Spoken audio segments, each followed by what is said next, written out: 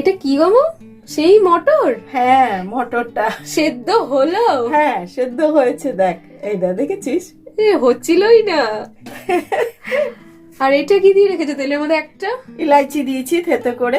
এবার ওর মধ্যেই দিয়ে দিচ্ছি একটুখানি পেঁয়াজ কুচি আর এক দুটো রসুন আমি ছোট ছোট কুচি করে নিয়েছি সেটা। বানাচ্ছোটা কি? এই ঘুগনি বানাবো। মটর সেদ্ধ মানে মটর দিয়ে ঘুগনি? হ্যাঁ, মটর দিয়েই করবো। ছোলা দিয়ে একটা ঘুগনি করো না তুমি? হেভি লাগে খেতে। হ্যাঁ, ওটাও করে দেবো আজকে।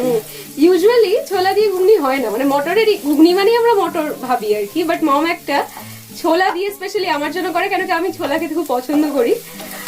তো ওই ঘুগনিটা একদিন শেয়ার করবে মম। হ্যাঁ, দারুণ হয় খেতে, ছোলা প্রেমীরা পাগল হয়ে যাবে খেলে, শিওর। পেঁয়াজ ভাজা কমপ্লিট? হ্যাঁ হয়ে গেছে।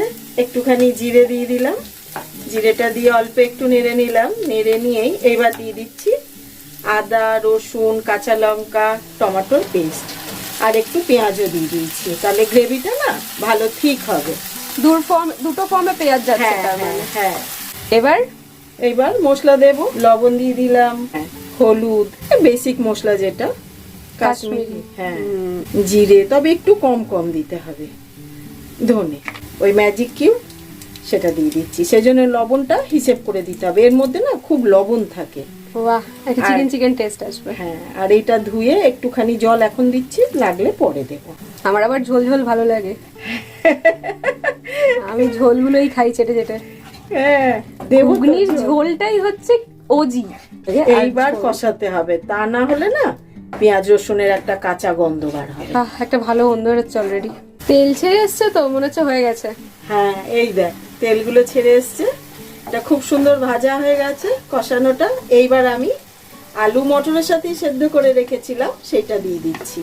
বাহ, ঘুগনিতে আলু দারুণ লাগে।